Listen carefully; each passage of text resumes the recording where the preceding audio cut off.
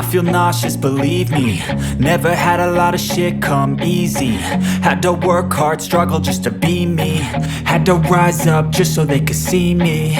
Did what I had to do just to feed me, and what was left over I put towards my dreaming. But the only thing in life that has meaning are the things you gotta work for, believe me.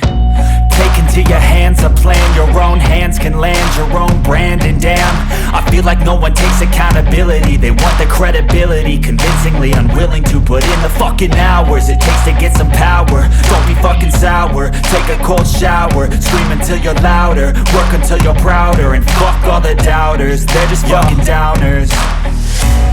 I swear to God they all let me down.